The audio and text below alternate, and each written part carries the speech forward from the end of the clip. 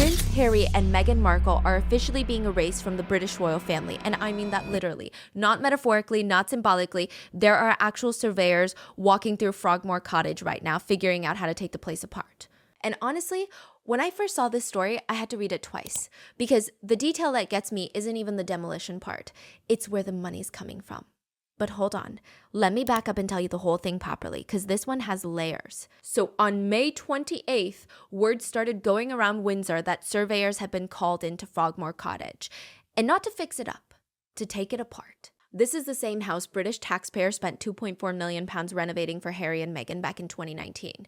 5 bedrooms, a copper bath, the whole works. One family home, done up beautifully, and now according to The Sun, and this got picked up by the Press Association and Sky News, the plan is to carve it straight back into the separate little flats it used to be before Harry and Meghan ever moved in. Staff accommodation, bed sits for the help.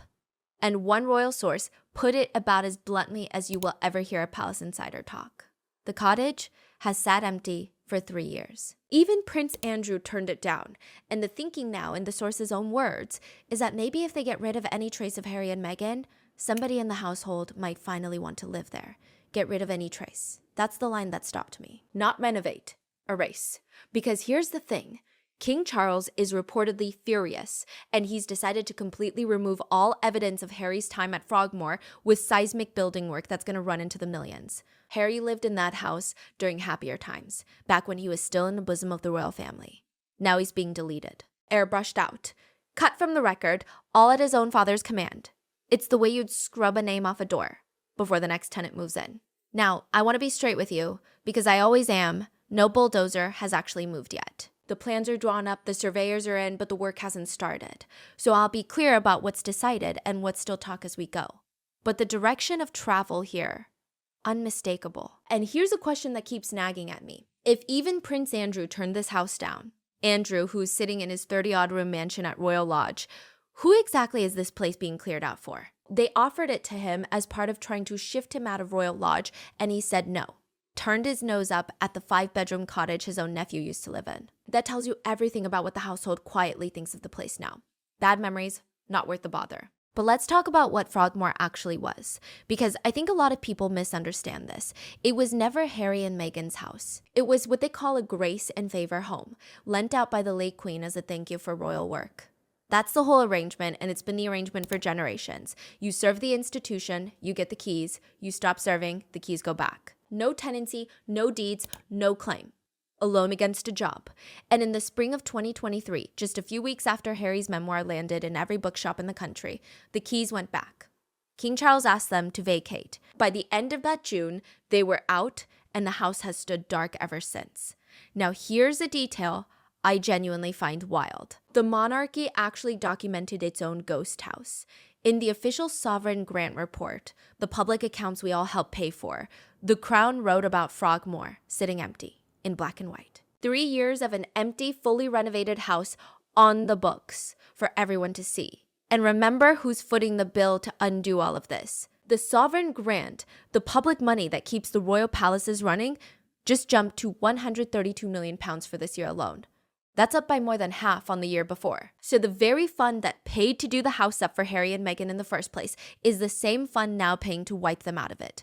The taxpayer renovated the place for them, and the taxpayer will pay to erase them from it. There's a grim little symmetry in that, isn't there? Now, before anybody fires off in the comments, and I know somebody will, let me give Harry and Meghan their due on one point. Because fair is fair. That £2.4 million, they paid it back. Every single penny in full back in September of 2020. They are not freeloaders on that particular score, and anyone who tells you they never repaid it is flatly wrong. They lived in the house for about 10 months, paid back the full renovation cost, and then that beautifully done-up house sat empty for 3 solid years. And now the grand plan is to undo all of it. £2.4 million of renovation work about to be carved back into flats. And the man who's been watching this couple longer and colder than almost anyone, the biographer Tom Bower, believes this one small house in Windsor tells you everything about where the Sussexes have ended up. Bower doesn't do polite. He's the investigative writer behind Revenge, and his newest book, Betrayal, landed at the very end of March. And when he talks about Harry and Meghan now, The word he keeps reaching for is desperate. Desperate for money, desperate for royal validation.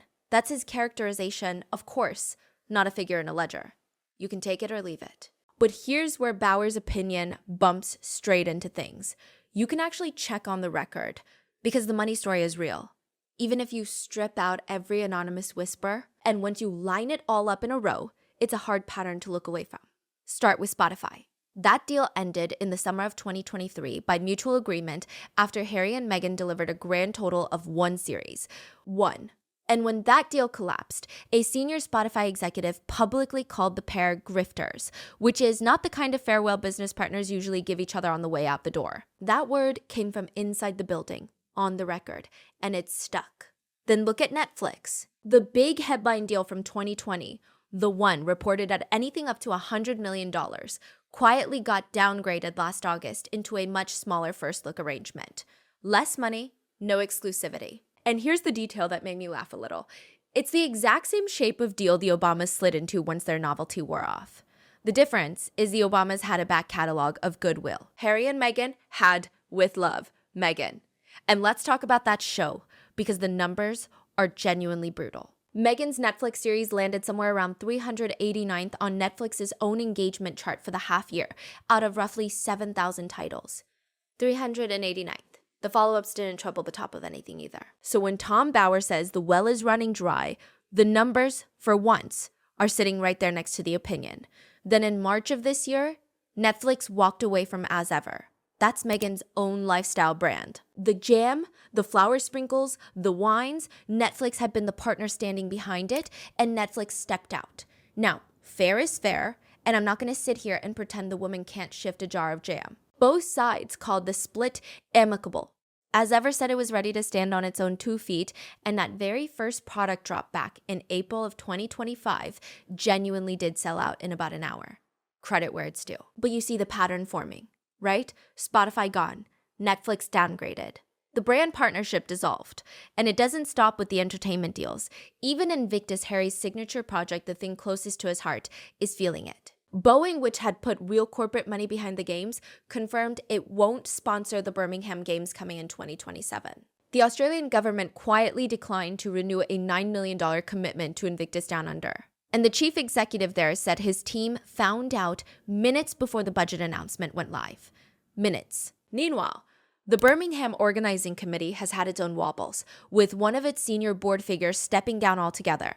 So you've got sponsors you can very nearly count on your fingers, set against a budget that runs well into the tens of millions. One income stream after another, drying up or simply walking off the pitch. And remember how far this has fallen. This is a couple who, just a few short years ago, commanded a memoir advance reported at around $20 million for a book that became the fastest-selling work of nonfiction in publishing history. The money was real once, and it was enormous, which is rather the whole point.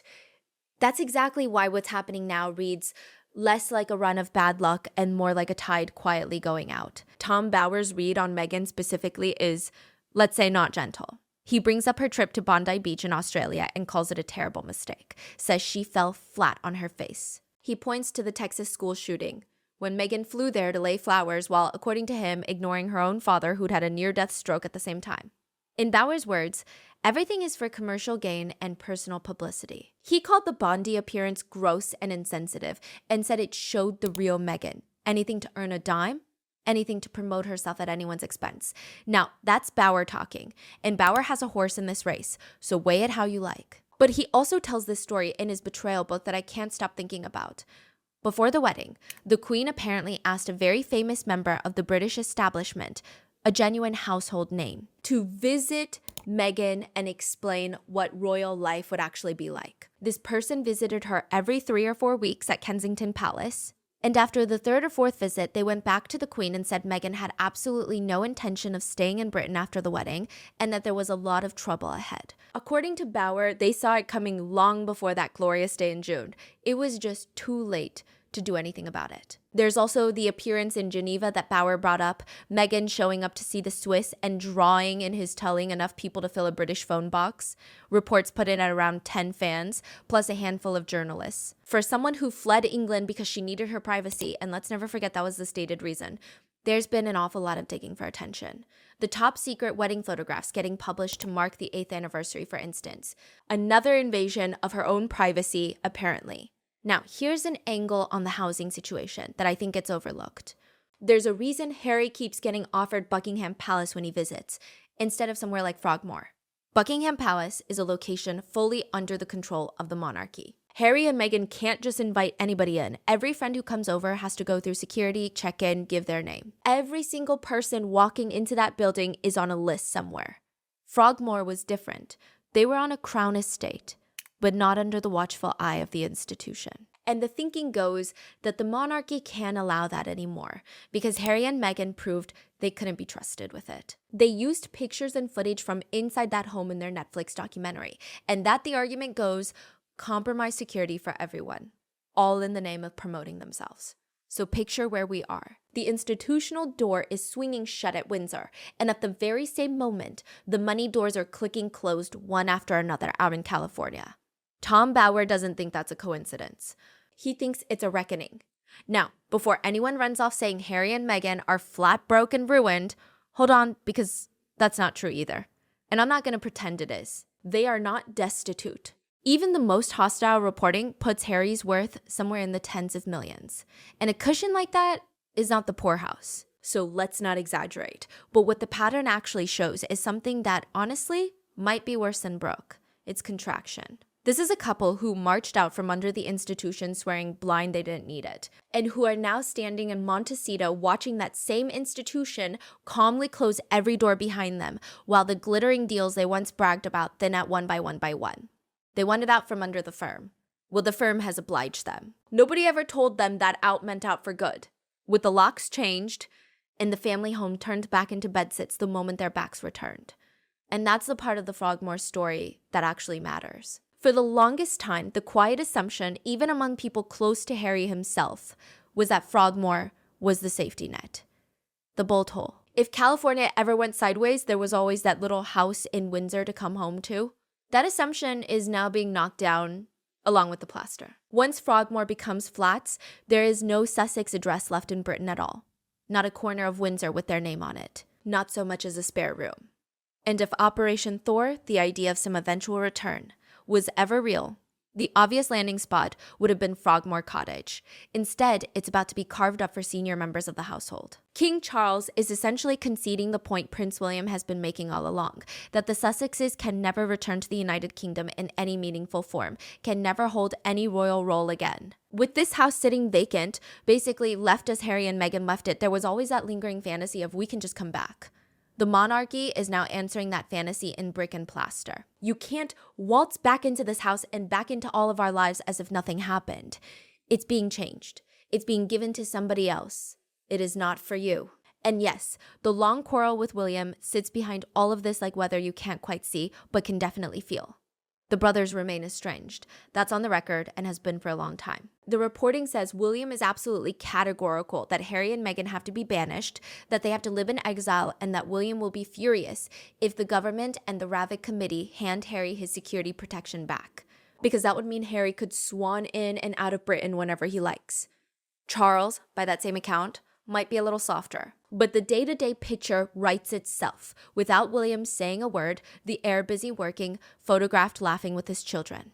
And despair, an ocean away, watching the last bricks of his English life get quietly rearranged for the gardeners. Now, there's plenty of loud commentary about what William might do to the Sussex titles the day he becomes king, and honestly, I treat most of that as exactly what it is. Commentary, not gospel. The harder, more sober reporting actually leans the other way, suggesting William may leave the titles entirely alone, because these days he sees Harry and Meghan as more of a faded embarrassment than any kind of threat. Though there are voices predicting the day will come when Harry and Meghan lose the titles, and their children's too, because the argument goes, they'll eventually be forced to push too far for their own survival. And the same thing that happened to Prince Andrew will happen to them. Meghan, in this telling, made some very poor strategic errors, thinking she could profit from the title without consequence, without paying the dues. And there's a smaller, simpler version of this fight happening right now. Harry and Meghan are still listed as the Duke and Duchess of Sussex. On the royal website, removing that would be easy. They did it for Andrew. Plenty of people think it's time they did it for Harry and Meghan too. Which brings me to the most chilling sentence in this entire story. Tom Bower once said, out loud and in public, that the monarchy depends on obliterating the Sussexes from our state of life. Obliterating. And here's the part I genuinely love, in a dark way. The reason we can be absolutely certain those were his words is that Harry and Meghan's own spokesperson quoted that exact line straight back at him. When their team came out swinging at Bower's book, they reached for that precise sentence, said the language speaks for itself, and accused Bower of crossing the line from criticism into fixation. So there it sits, confirmed from both sides of the war. One man says the institution survives by erasing them.